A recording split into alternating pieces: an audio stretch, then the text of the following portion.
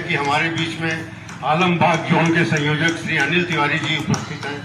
मैं अनिल तिवारी जी से अनुरोध करूंगा कि वो मंच पर आए और 2 शब्द का अपना उद्बोधन देने की कृपा करें। श्री तिवारी जी।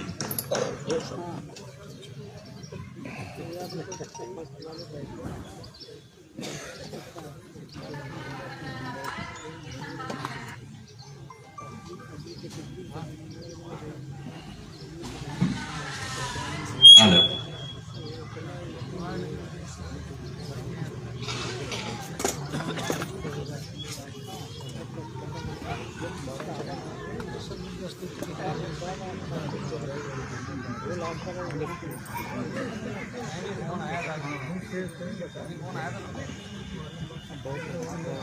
जब इतनी बड़ी बड़ी हस्तियों के बीच में आते तो मैं हाथ पांव खोल जाते हैं।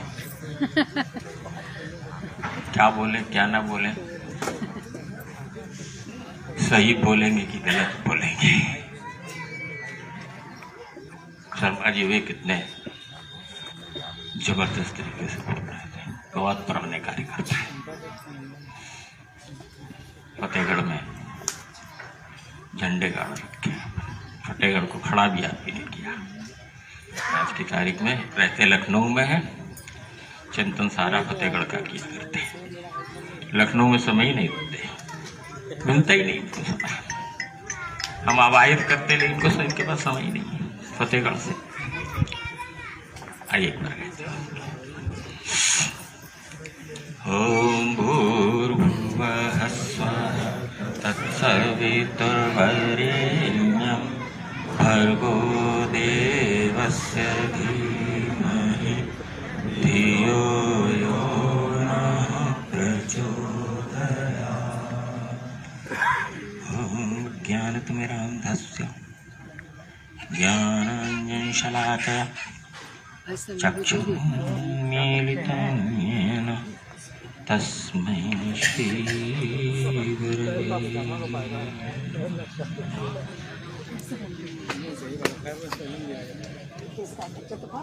मित्रों, बड़े सौभाग्य का विषय है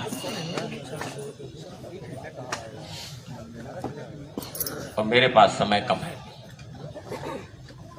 इस सौभाग्य का पूरा उपभोग नहीं कर पा रहा हूं। मुझे अभी कहीं थोड़ी देर में निकल जाना है, दूसरी जगह पहुंच जाना है। इसे बोलते हैं दुर्भाग्य। आज कार्तिक पूर्णिमा है। संभवतः ये वर्ष में सबसे महत्वपूर्ण दिन माना जाता है। इस समय 1-2 महीने के बड़े विचित्र होते हैं, बहुत ही प्रभाव देने वाले होते हैं।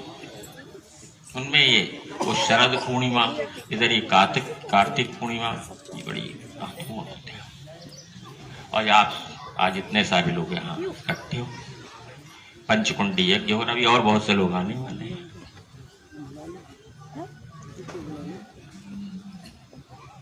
ये हर महीने यज्ञ हो रहा है यहाँ पर,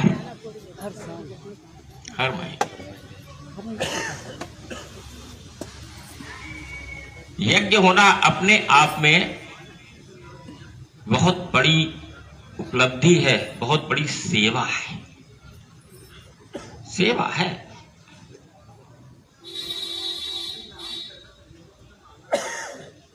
याज्ञवल्क्य जी ने तो जब राजा जनक ने पूछा कि हमें वो कौन सा काम जो हमें नित्य और अवश्य ही करना चाहिए, तो याज्ञवल्क्य जी ने राजा जनक को बोल दिया था हमें यज्ञ नित्य और अवश्य ही करना चाहिए, और कुछ हो या ना हो।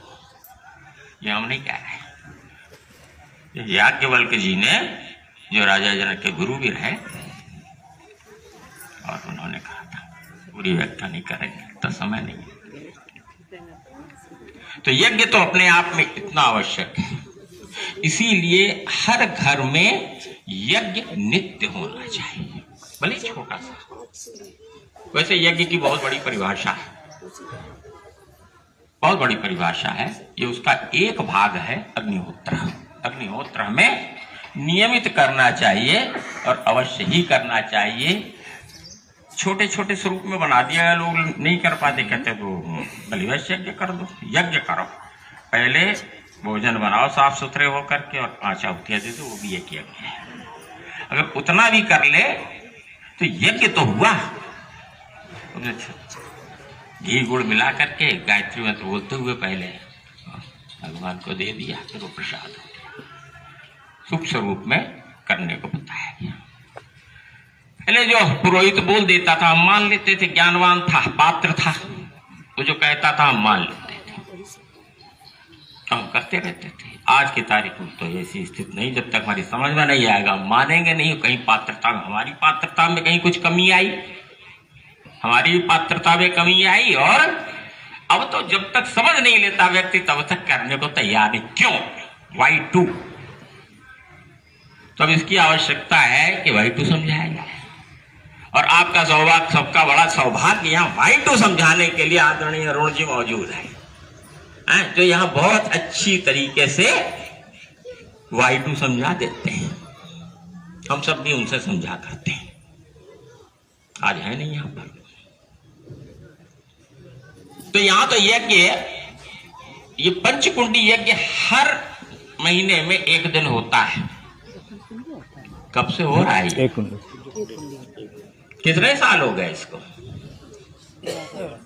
10 वर्ष पूरे हो गए 2014 में।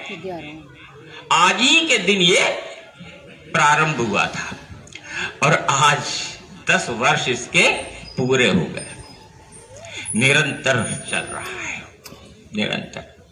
ये यज्ञ होना अपने आप में एक बहुत बड़ा कार्य है और निरंतर होते रहना कोई एक कार्य, निरंतरता बनी हुई है।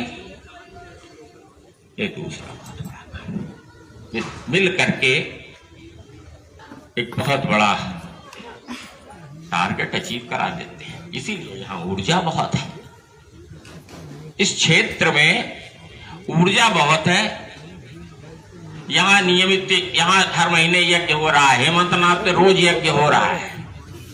ये क्षेत्र तो बहुत ऊर्जावान हो गया और इसी की शक्ति से हमारा पूरा आलमबाग क्षेत्र ऊर्जावान है। जिसने अभी थोड़े दिन अभी 55,000 बच्चों को बैठा करके एक रिकॉर्ड बना दिया भारतीय संस्कृत ज्ञान परीक्षा का। उत्तर प्रदेश में नंबर 1, उत्तर प्रदेश में नंबर 1 बना दिया। इसके कार्यकर्ता सबसे अधिक कहां से आए, किसने संभाला? यहाँ सेक्टर एम के कार्यकर्ताओं ने इसे संभाला और इसको कहां पहुंचा दिया? नंबर 1। सबसे अधिक साधक, सबसे अधिक यज्ञ करने वाले यहां मौजूद हैं, इसलिए ये संभव हो पा रहा है। मैं निवेदन करूंगा यहाँ जितने लोग बैठे हुए हैं, मैंने कहा ना यहाँ बहुत बुद्धिजीवी वर्ग बैठा, मैं आवाज नहीं खुलती मेरी। नहीं, फिर भी एक निवेदन करना चाहूंगा, आप रोज घर में यज्ञ करो।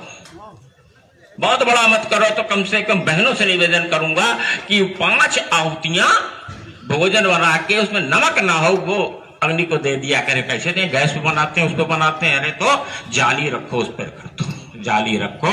इतनी वो चने के बराबर लेके ओम भूर्भुवः स्वः तत्सवितुर्वरेण्यं भर्गो देवस्य धीमहि धियो यो नः प्रचोदयात् स्वाहा एकदम गायत्री 5 आहुतियां, आपका घर दिव्य हो जाएगा। जो प्रभाव, जो बाहर के प्रभाव बच्चियों पर पड़ते हैं, हम पर पड़ते हैं, आप पर पड़ते हैं, जो लंबा बोल दूंगा तो मेरे पास समय नहीं है।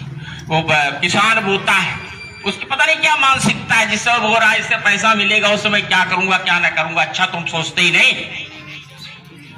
बाजार में आया व्यापारी बेच रहा है, उसकी भी अपनी कुछ सोच है, वो भी आया उसमें। घर में आजकल माएँ बहनें बनाती हैं तो कहीं जो है मैं बनाऊं तुम, ऐसी स्थिति हो जाती कई बार। प्रसन्न रहती माता, प्रसन्न रहती है बहनें, प्रसन्न नहीं रह पाती कई बार। और सवेरे सवेरे जल्दी जल्दी बनाना होता, बच्चों को भेजना है, स्कूल भेजना है, जल्दी हम उठ नहीं सकते। कोई 12-1 बजे तक हम मोबाइल देखते हैं तो जल्दी उठ नहीं सकते हैं। तो उसी समय उठे और बिना नहाए धोए वैसे ही खाना बना दिया और बच्चों को धर दिया, जाओ तुम्हारा फ्री हो गए। हम तो कहेंगे थोड़ा सा तपस्या कर लो, जल्दी उठ जाया करो और नहा धो करके बनाया करो। और इसके पहले की भोजन दो, किसी को भर के भी तो 5 आहुतियां दे दो, पूरे घर कोई भी वो प्रसाद हो जाता है वो भोजन, और वो हमारे दिमाग को इफेक्ट नहीं करेगा। इतने सारे जो कुसंस्कार आए वो सब जल जाते हैं, फूक जाते हैं उसमें। अब तो हम अच्छे ही अच्छा सोचें, उससे इफेक्टेड नहीं होंगे।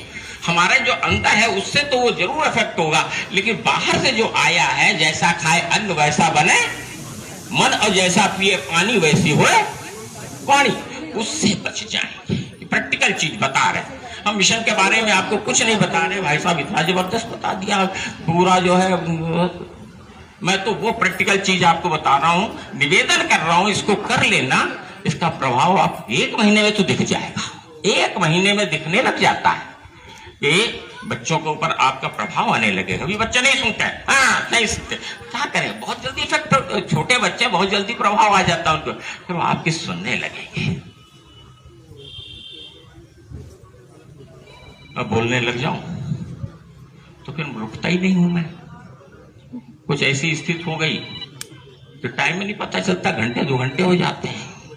अब तो मेरा मन खुल गया, आपको देख के शुरू में डर लग रहा था, अब नहीं लग रहा है। तो मैं अपनी वाणी को विश्राम देता हूँ और यज्ञ को आगे बढ़ने देता हूँ। अच्छा ओम शांति। कार्यक्रम शुरू।